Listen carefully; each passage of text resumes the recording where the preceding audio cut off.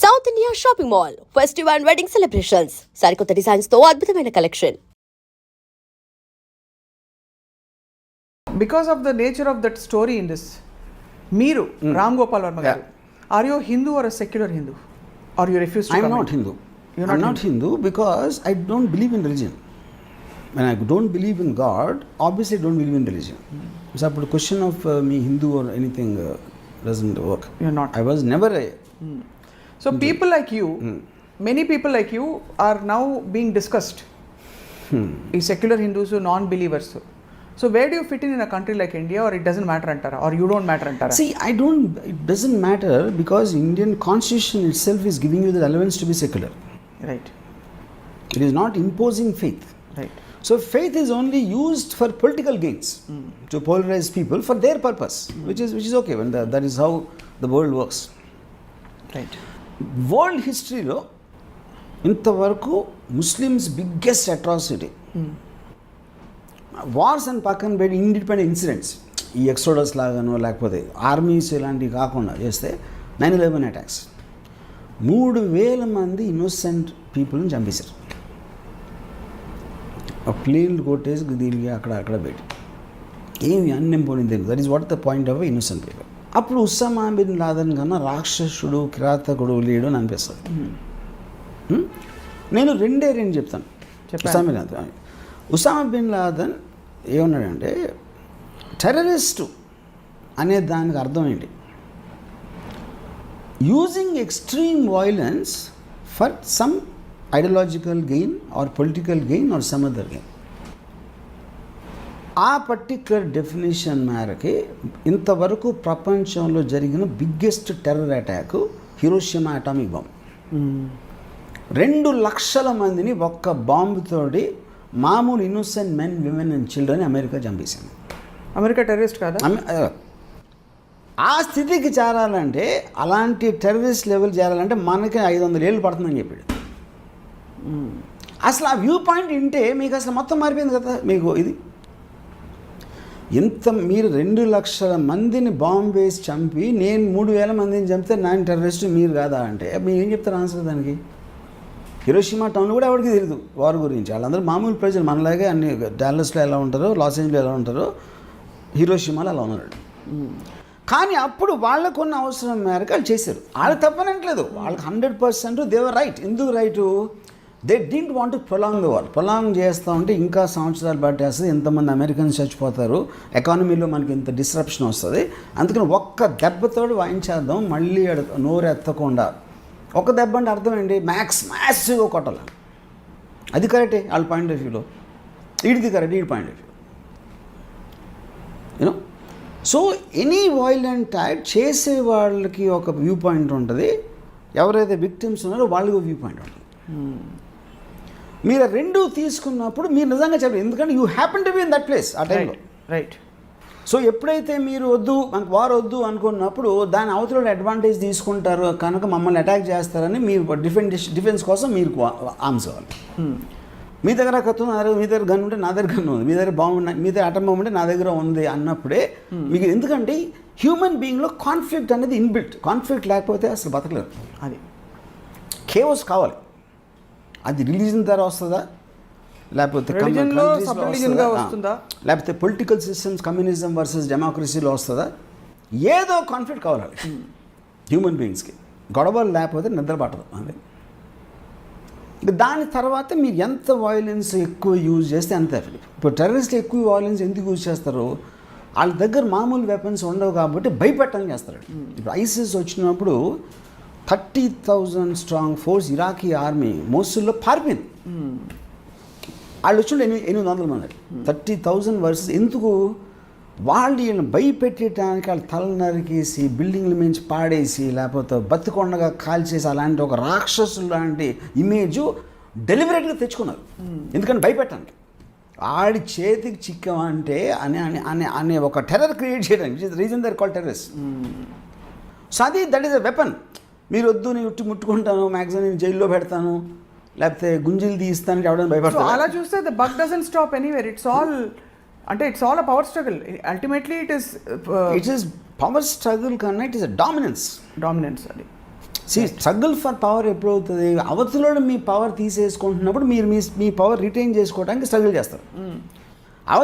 అవతలోడే dominance వస్తున్నాడు, ఆ struggle కోసం అట్లా. ఈయన నేను కొట్టగలుగుతాను అనేది ఒక థాట్, లేదు ఈయన కొట్టి తీరాలి రెండో థాట్, ఈయన కొడితే నేను ఇంకా బెటర్ అవుతాను అది మూడో థాట్. ఇలాంటివి ఉంటాయి. All of them are coming from power dominance. Right. Struggle is from the person who's trying to retain it. Right. Yeah. This is నిజంగా కాశ్మీర్ ఫైల్స్లో వర్మ గారు ఆనెస్ట్లీ యాజ్ అ ఫిల్మ్ చాలా బాగా అప్రిషియేట్ చేశారు, యాజ్ దాన్ని ఉండే అండర్ కరెక్ట్ చూశారు. But the deepest thing insight which I think along with me many people realised perhaps today is nothing was committed. Yeah. Nothing was committed as far as taking, but people assumed what people assumed the side they wanted to assume. But nothing was committed because everything was in a narration. అదే visual was so effective. అంటే ఇప్పుడు ఫిల్మ్లో visual ఏం చేస్తుంది అంటే విజువల్గా చూపెట్టినప్పుడు నిజంగా జరిగింది అనిపిస్తుంది, కానీ సినిమా కాంటెక్స్ట్లో తను చెప్తున్నాడు. అదే ఆ నరేషన్లో ఉంది. అదే నేను చెప్తే మీరు నమ్మచ్చు నమ్మకపోవచ్చు, కానీ విజువల్గా చూసినప్పుడు మన కళ్ళతో మనమే చూసాం కదా బిడ్డ చంపడం అన్న ఫీలింగ్ వచ్చేస్తుంది, అది క్రియేట్ అవుతుంది. బట్ యాక్చువల్లీ అది ఎవరో చెప్పారు, అది యాక్చువల్ సినిమాలో ఎవరో చెప్పారు. సో నరేషన్కి నరేటివ్కి ఇప్పుడు నాకు తేడా తెలిసింది. ఇప్పుడు సినిమాలో ఎవరో చెప్పారు కూడా పక్కన పెట్టండి, అది నిజంగా డైరెక్టర్ చెప్పినా కూడా చెప్పినట్టే కదా, చెప్పినట్టే. యా. బట్ డైరెక్టర్ చెప్తున్నాడంటే అది న్యూట్రాలిటీ ఉండదు. అప్పుడు ఇక్కడ డైరెక్టర్ చెప్తున్నాడు అన్నది ఇప్పుడు ఇలా జరిగింది అని చెప్పడం. ఫర్ ఎగ్జాంపుల్ గాంధీ మీద సినిమా తీశారు. గాంధీ గారు గాంధీ సినిమాలో ఉన్న ఏ డైలాగ్ ఎప్పుడు అన్నాను, అది స్క్రీన్ ప్లే రైటర్ రాశాడు అది. కానీ ఏంటంటే అక్కడ మీరు అన్ని సంవత్సరాలు ఏమంటారు దాన్ని, ఆయనకున్న మొత్తం లైఫ్ టైంలో ఎంత అన్నాడు దాంట్లోంచి వచ్చిన ఒక సోల్ అది. రైట్. అప్పుడు డైరెక్ట్ ఉద్దేశం ఏంటి, గాంధీని ఒక మహానుభావుడుగా చూపించడం. ఇంకోటి మీరు అదే గాంధీ కథని మీరు ఒక్క సీన్లో మన్ను ఆబాద్ తోటి పడుకునేవాడు సబర్మతి ఆశ్రమంలో అని మీరు ఒక్క సీన్ పెట్టారు అనుకోండి, గాంధీలో మొత్తం పోయినట్టే కదా. అది నిజమైనప్పటికీ అందరికీ తెలిసినప్పటికీ గాంధీ గారు చెప్పిన వాట్ ఎవర్ రీజన్ విన్నప్పటికీ కూడా ఆ సీన్ ఫిట్ అవుతుంది అక్కడ. అప్పుడు మీరేం చేస్తారు, మీరు అనుకున్న నేరేటివ్లో ఏ ఎమోషన్ అనేది ఆడియన్స్కి రావాలని సెలెక్ట్ చేసి దాన్ని చెరీ పికింగ్ అంటారు, గుట్టి అయ్యి మీరు పెడతారు సినిమాలో. ఎవరైనా అది చేసేది. దిస్ లైక్ ఐ సెడ్, అంటే ఈ సూక్ష్మమైన విషయం ఇవాళ మీరు I mean really I don't know how many people are able to relate with what your saying. Scene by scene మీరు చెప్పిన విధానం ఇవాళ సో ఇప్పుడు నాకు ఇంకోటి ఏంటంటే Kashmir files what I was really surprise కొన్ని అంటే అది వీడు బిట్ట కలిసి వచ్చిన తర్వాత ఈ మిథున్ చక్రవర్తి క్యారెక్టర్తో మాట్లాడతా ఒక పర్టికులర్ టైంలో మిథున్ చక్రవర్తి చెప్తా ఉంటే ఒక hand held shot, most of the film actually hand held షాట్లో అలా వచ్చి అంటే నేను అంటే అలాంటి నేను because I'm film maker I'm very sensitive to మీరు అబ్జర్వ్ కూడా చేసి ఉంటుంది ఆ షాట్. ఆ కెమెరా హ్యాండ్ హెల్డ్లో మిథున్ చక్రవర్తి చుట్టూ తిరుగుతూ ఉంటుంది, అది వెరీ వెరీ అన్యూజువల్ షాట్. అది తెలియకుండా ఇలాంటి కెమెరా మూమెంట్స్ సబ్కాన్షియస్గా they work a lot on the audience mind to make. అంటే అప్పుడు ఈ కెమెరా మూమెంట్తో పాటు మిథున్ చక్రవర్తి క్యారెక్టర్ ఎంత స్ట్రాంగ్గా నమ్ముతున్నాడు అన్న దాని మీద నుంచి కూడా ఆడియన్స్ నమ్ముతారు. అదే ఇప్పుడు బిట్ట ఎలా ఉన్నాడు మీకు, ఆడు ఉంటే కరుకోటగుల్లో ఉన్నాడు, ఆడు చూసి చంపడం అక్కడ మాట్లాడే నేను చేయలేదు వాళ్ళు చేసినది క్యాజువల్గా చెప్పాడు. ఈడంత ఎమోషనల్ చెప్పలా. Emotion is what which makes people convinced. True. అంటే దీనికి ఒక చిన్న ఎగ్జాంపుల్ ఇస్తాను. అభిషేక్ బచ్చన్ పెళ్ళైనప్పుడు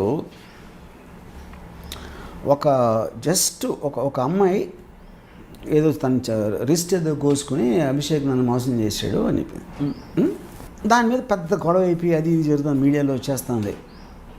ప్రెస్ మీట్ పెట్టింది.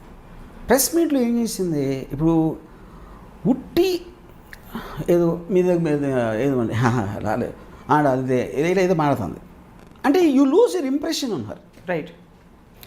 ఎప్పుడైతే మీకు ఇంప్రెషన్ పోయిందో మీకు అది నిజం అనిపించింది, ఇంకా అది నిజంగా జరగకపోయింది. ఒకవేళ అమ్మాయి మాట్లాడకుండా అలా కళ్ళు ఏడుస్తూ కూర్చుంది అనుకోండి 100% వరకు కూడా, ఎందుకంటే అది ఎమోషన్, అది దాన్ని కనెక్ట్ అవుతారు.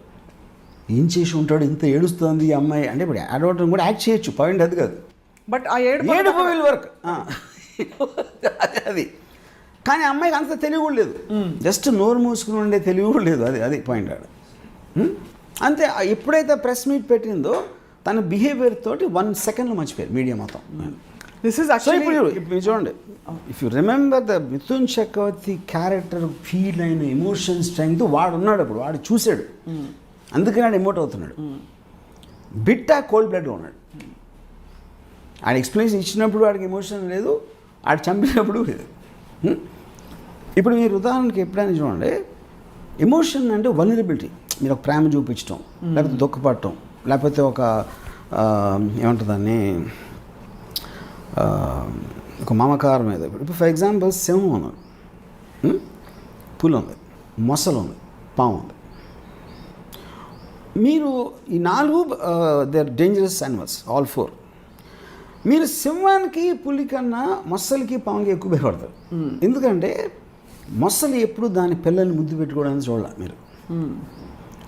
పాము ఎప్పుడు దాని చిన్న పాము పిల్లల్ని ఏం చేయడం చూడాలి. ఎంత ఎమోషన్ లేదు.